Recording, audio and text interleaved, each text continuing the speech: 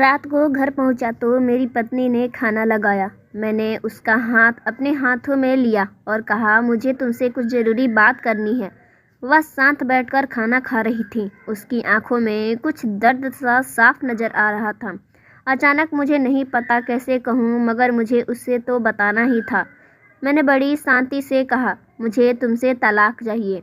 मुझे तो लगा जैसे उसे मेरे इस बात पर गुस्सा आ जाएगा, लेकिन उसे मेरे शब्दों से कुछ फ़र्क नहीं पड़ा था। बल्कि उसने मुझसे पूछा कि क्यों चाहिए तलाक। मैंने उसके सवाल को अनसुना कर दिया तो उसे गुस्सा आ गया। उसने चम्मच उठाकर फेंक दिया और ज़ोर से चिल्लाई, तुम इंसान नहीं हो। उस रात हमने एक दूसरे से बात नहीं की। वह पूरी रात बिस्तर पे पड़ी रोती रही। मुझे पता था कि वह जानना चाहती थी कि आखिर ऐसा क्या हुआ जो हमारा रिश्ता टूटने की कगार पर आ गया, पर मेरे लिए उसके सवालों का जवाब दे पाना नामुमकिन था। मैं अब किसी और से प्यार करने लगा था। अब मुझे उससे प्यार नहीं था। मैंने उसे उसके बरसों के प्यार की सज़ा दी थी। खुले मन से मैंने तलाक के पेपर तैयार किया। उसमें लिखा था कि वह पूरा घर का और कंपनी की 30% शेयर ले सकती है इस तलाक के बदले में। लेकिन उसने उस पेपर को देखा और उसके टुकड़े टुकड़े कर दिए। वह औरत जिसने मेरे साथ जीवन के 10 साल बिताए थे, वह आज मेरे लिए अनजान हो चुकी थी। मगर मैं क्या करूं? जो हो चुका था उसे बदल नहीं सकता था, क्योंकि मैं किसी और से प्यार करने लगा था। आखिरकार उसके सब्र का बांध टूट ही गया और वह फूट फूट के मेरे सामने रोने लगी। मेरे लिए उसका रोना एक तरह की किसी रिहाई की तरह था। तलाक की यह बात जो कई दिनों से मुझे परेशान कर रहा था, अब बिल्कुल साफ हो चुका था। अगले दिन मैं घर काफ़ी लेट से आया तो मैंने देखा कि वह टेबल पर बैठकर कुछ लिख रही थी। मैं शाम का खाना नहीं खाया था, फिर भी मैं सीधे अपने ऊपर से कमरे में चला गया, क्योंकि पूरा दिन प्रिया के साथ रहने और कई जगह घूमने के बाद मैं थक गया था। वह शायद रात को इस टेबल पर लिखते लिखते सो गई थी। सुबह उसने तलाक देने की शर्त बताई। वह मुझे उससे कुछ नहीं लेना चाहती थी। उसे सिर्फ तलाक से पहले 1 महीने का समय चाहिए था। उसने आग्रह किया कि इस महीने में हम दोनों वही पुराना वाला जीवन जिएंगे जितना भी संभव हो सके, क्योंकि आने वाले महीने में हमारे बेटे की परीक्षा है। वही नहीं चाहती थी कि हमारे टूटे हुए रिश्ते का प्रभाव उसकी पढ़ाई पर पड़े। मुझे भी यह ठीक लगा, मगर वह कुछ और भी चाहती थी। जैसे मैं शादी के दिन उसे उठाकर अपने शयन कक्ष में लेकर आया था, उसी तरह हर रोज़ 1 महीने तक मैं उसे शयन कक्ष से उठाकर मुख्य द्वार तक ले जाऊं। मुझे लगा यह पागल है, मगर इस आखिर दिनों में थोड़ा अच्छा बनने के लिए मैंने उसकी यह शर्त स्वीकार कर ली। मैंने प्रिया को अपनी पत्नी माना था। मैं जब तलाक की शर्तें प्रिया को बताया तो वह हंसने लगी। उसे लगा कि मेरी पत्नी कितने भी तरीके अपना ले, तलाक तो होना तय है।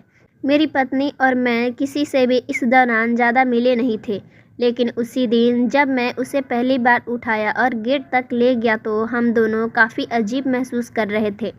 पीछे से हमारा बेटा भी खिलखिलाकर खुश हो रहा था। अगले दिन यह काम थोड़ा आसान और सामान्य हो गया। वह मेरे सीने से लगी थी और मैं उसकी खुशबू महसूस कर रहा था। ऐसा लगा जैसे कई दिनों बाद मुझे वह खुशबू मिली थी, या फिर कई दिनों से मैंने उसके होने का महसूस नहीं किया था। पहले जितनी उसमें वह कसाव नहीं था, और चेहरे पर कुछ हल्की झुर्रियाँ नज़र आ रही थी और बाल भी सफ़ेद हो रहे थे। यह वही औरत थी जिसने अपने जीवन के 10 साल मुझे समर्पण किए थे। चौथे दिन जब मैं उसे उठाया तो वह पुराना रोमांस लौट आया था। 5वें और 6ठे दिन वह पुराना प्यार फिर उभरने लगा। मैंने प्रिया को इस बारे में कुछ भी नहीं बताया था। अब उसे उठाना और आसान हो गया था। शायद हर रोज़ यह सब करने का मैं आदी हो गया था। एक दिन वह अपनी पसंद की साड़ी निकाल रही थी, लेकिन कुछ खास नहीं ढूंढ पाई थी। फिर उसने सांस भरे और कहा कि उसके कपड़े थोड़े बड़े आने लगे हैं।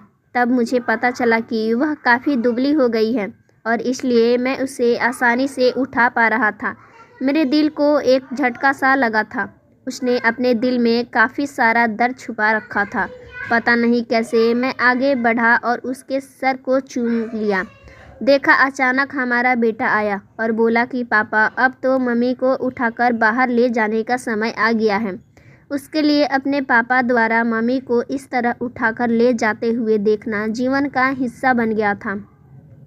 मेरी बीवी ने हमारे बच्चे को बुलाया और ज़ोर से उसे गले लगा लिया। मैंने अपना चेहरा दूसरी तरफ कर लिया। मुझे लगा कहीं मैं अपना निर्णय ना बदल लूँ। मैं अपनी पत्नी को रोज़ की तरह उठाया और बेडरूम से सिटिंग रूम होते हुए उसे हॉल तक लेकर आया। उसने प्यार से अपने दोनों हाथ मेरी गर्दन के आसपास रखे दिए। मैंने उसे ज़ोर से पकड़ रखा था, मगर उसका इतना कम वज़न मुझे परेशान कर रहा था। महीने के आखिरी दिन जब मैं उसे उठाया तो मेरे लिए एक कदम भी चल पाना नामुमकिन हो रहा था। मेरा बेटा स्कूल जा चुका था। मैं अपनी कार से ऑफिस गया और कार से ही मैं बाहर गया। बिना कार को लॉक किए मैं प्रिया के पास पहुंच गया। मुझे डर था कि अब एक पल भी देर ना हो जाए, मेरे इरादा बदल ना जाए।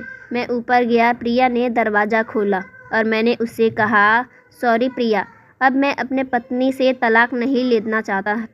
उसने मुझे देखा और मेरे सर पे हाथ रखा। मैंने उसका हाथ हटाया और कहा, सॉरी प्रिया, अब मुझे अपनी पत्नी से तलाक नहीं चाहिए। हमारी शादीशुदा ज़िंदगी शायद हम दोनों के ध्यान में ना था। इसकी वजह से हमारी लाइफ बोरिंग हो गई थी। अब मुझे एहसास हुआ है कि जिस दिन से मैं उसे शादी करके अपने घर लाया था, उस दिन से जीवन के आखिरी दिन तक मुझे उसका साथ निभाना है। प्रिया के होश उड़ गए। उसने मुझे एक ज़ोरदार तमाचा मार दिया मेरे मुंह पे और वह रोने लगी और दरवाज़ा बंद कर लिया। मैं सीढ़ियों से होता हुआ नीचे उतरा और आकर अपनी कार में बैठ गया। आगे एक फूल वाले की दुकान पर रुका और अपनी पत्नी के लिए एक सुंदर सा गुलदस्ता लिया। दुकानदार ने पूछा कि इस पर क्या लिखना है। मैंने मुस्कुराते हुए कहा कि मैं तुम्हें जीवन के आखिरी दिन तक यूं ही उठाता रहूँगा। जब मैं घर आया, हाथों में गुलदस्ता लिए मेरे चेहरे पर एक मुस्कुराहट थी।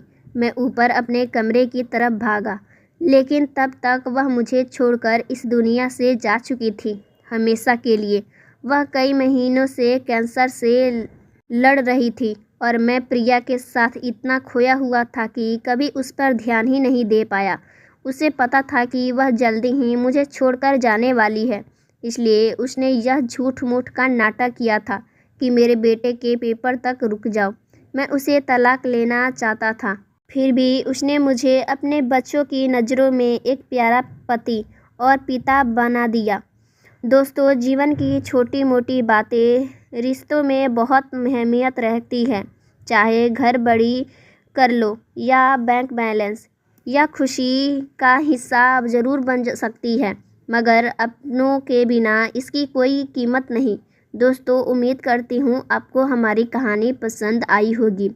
कहानी पसंद आई है तो वीडियो को लाइक करें, चैनल पर नए हैं चैनल को सब्सक्राइब करें और हाँ, नोटिफिकेशन बेल आइकन को ज़रूर प्रेस करें। So friends, thanks for watching my video.